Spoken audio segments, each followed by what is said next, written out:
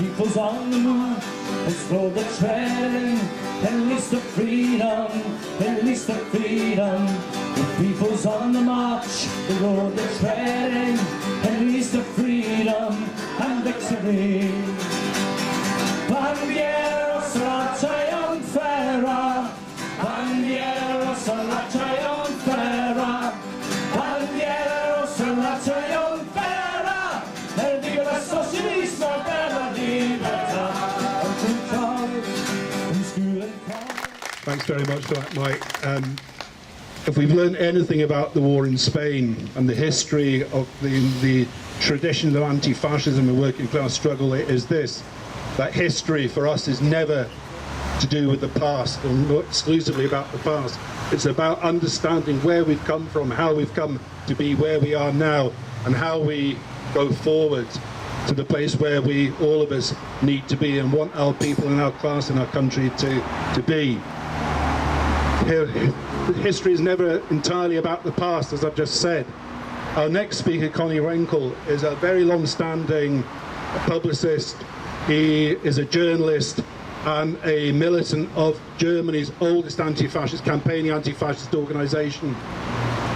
And the past never being, or history never really being about the past, we will hear something of the character of the struggle going on in his country, in Germany, today, and its roots and so on and so forth. Sometimes we think in terms of the past as being a different country. It's not. The past is forever with us. The legacy of the struggle against fascism and war, the legacy of the struggle against imperialism of the 1920s and 30s is still with us. So can I invite Connie to come and address us?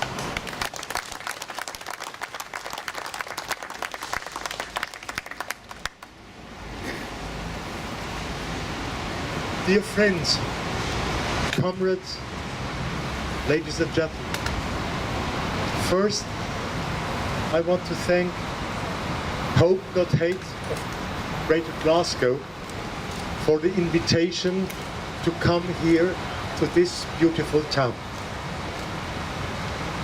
Second, I want to convey the greetings of Vera Dele Thalmann, the granddaughter of our Ernst Thälmann, who stood here last year, speaking to the Glaswegian anti-fascists. In Berlin, a few days ago, we commemorated our assassinated comrade Ernst Thälmann together with her. For me, it is a great honor to be aside with you at this monument in tribute to our brave Scottish comrades. The more so as in these days we are particularly reminiscent of the Battle of Belchite 80 years ago, in which the British-Scottish 15th Brigade fought side by side with the German 11th Brigade against the Franco-Fascists. We won't forget that the international brigades have been the most noble manifestation of international solidarity, of proletarian internationalism ever seen. We won't forget that the Voluntarios de la Libertad in Spain also fought against their enemies at home, against the ruling classes in Nazi Germany and in Great Britain. Our comrades did not only fight against fascism and for Spain's liberty, but for the emancipation of the working classes. And first and foremost, I want to emphasize, those who fought in Spain were not to be separated by color, by religion, by political party. For the interbrigadistas, the working class stood above those distinctions in their fight, in the worldwide battle against the aggression of capital, against fascism and war. Comrades, friends, ladies and gentlemen, from this class consciousness, we are still far away in Germany today. And there are reasons. In West Germany, where I am coming from, where the capitalists, which had Hitler brought to power, had themselves established with the old Nazi generals, the old Nazi judges, the Communist Party became forbidden in 1956. This was the party that had lost so many and often of the bravest and best of its members in the anti-fascist resistance. The DKP, founded in 1968, and all those who were holding on with the class struggle were exposed to massive repression. Then, through the annexation, labeled as reunification of the GDR, the German Democratic Republic, the socialist part of Germany, in 1990, prominent personalities were brought behind bars, such as Erich Honecker, he himself an anti-fascist in the first rows, and his successor Egon Krenz, or this great Minister of Defense, an anti-militarist as Minister of Defense like Heinz Kessler, and good many others behind the bars. Schools and universities and the whole apparatus of state were combed through for leftist elements. The economy was taken over by West German monopoly capitalists. Those who stayed in their jobs were under general suspect and under permanent fear of losing their workplace. The trade union of the GDR was liquidated in collusion with our, I must say it in shame, our social democratic labor lieutenants of the capitalist class. Over 4 million Germans had to migrate internally to the western parts of Germany to find jobs. The defeat of socialism in Germany was followed by the revival of the fascists in the now bigger Germany. Racist pogroms in the east as well as in the west of Germany followed. Official reports show that more than 200 people were killed by fascists till then. And the fascists were and still are protected, supported and equipped with money and arms from inside the state apparatus, which was clearly proven, for example, by the investigations on the killing spree of the so-called nationalist, socialist underground, killing 10 people, migrants, coming here as migrants from Turkey and Greece. They killed them brutally, and you know, it was an incredible act. And at first, they didn't think, the officials didn't think that the deeds were done by fascists, then by criminals, mafia and theories they built up to cover the real responsibilities for these acts. But imperialist Germany, it's not only inside Germany, imperialist Germany dominating Europe today and making itself out to be democratic and liberal. Beside this, all these deeds done by the fascists in Germany, beside this has its finger in every pie in former socialist Europe, in Eastern Europe. In the final analysis, imperialist Germany is responsible for the revival of fascist ideology and their cliques.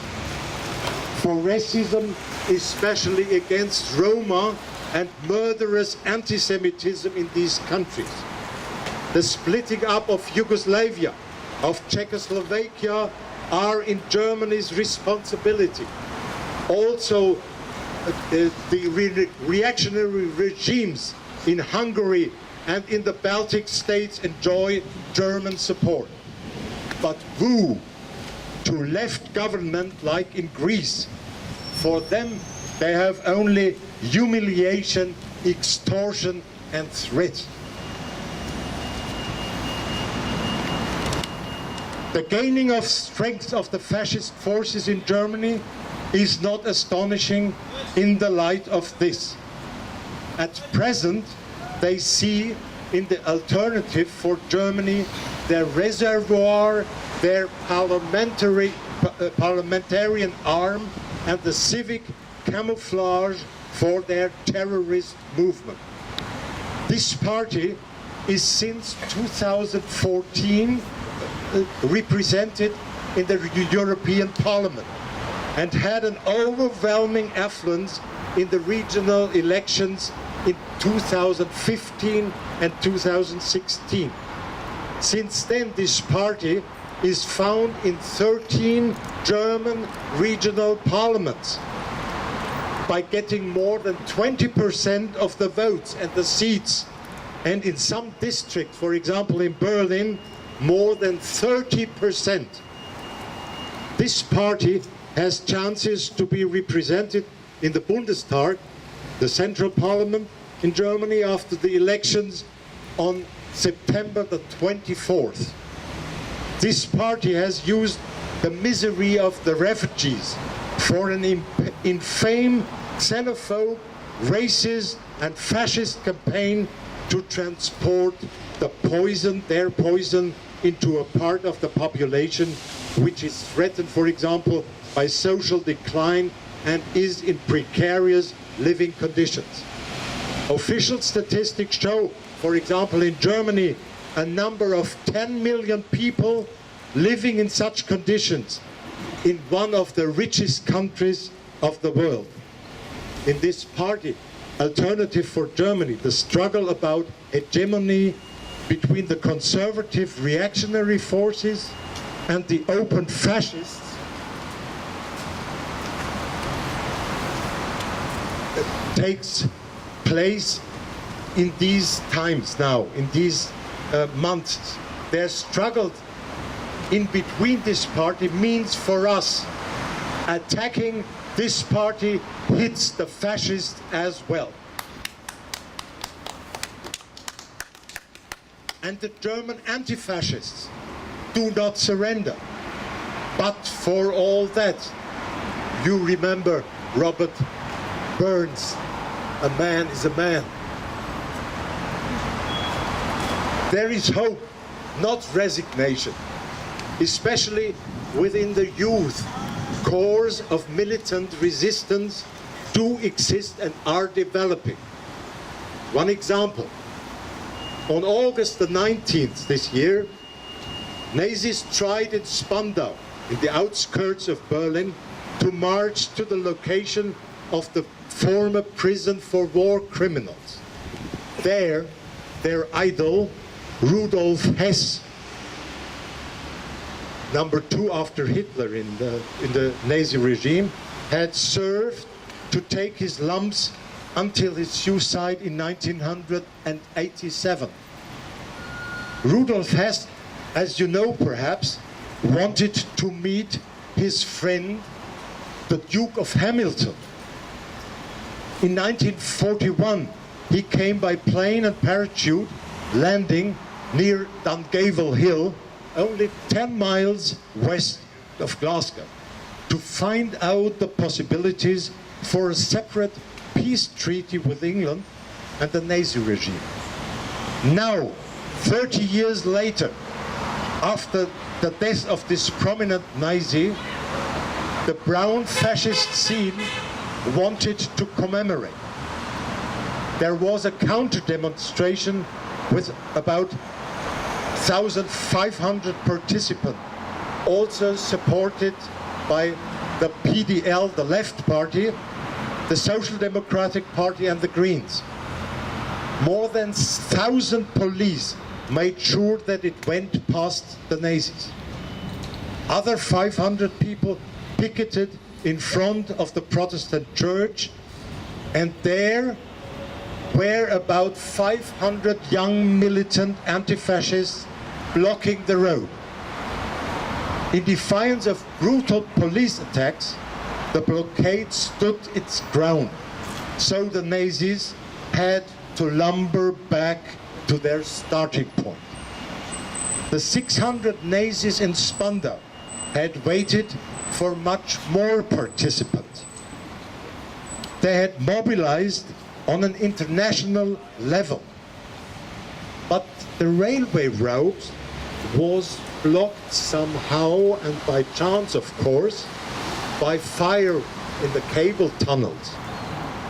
So, on Saturday, August the 19th, no train from the main connection Hanover to Berlin came through. Some 250 Nazis had to demonstrate in a small village some 30 kilometers off from Berlin, to the astonishment of many cows and sheep. Comrades and friends, ladies and gentlemen, I talk to you as a German patriot, but our patriotism has nothing to do with chauvinist cheering. Our patriotism is a clear call for fight. Germany and other countries, I'm sure of that, cannot flourish and prosper until German monopoly bourgeoisie is disempowered. That is the class which had paid Hitler, which is fostering the fascists today. This is the class which twice plunged our country into ruin by 2 world wars and is preparing for a 3rd attempt. And let me finish with this, comrades. There is no right for Nazi propaganda, because fascism is not an opinion, fascism is a crime. Yeah.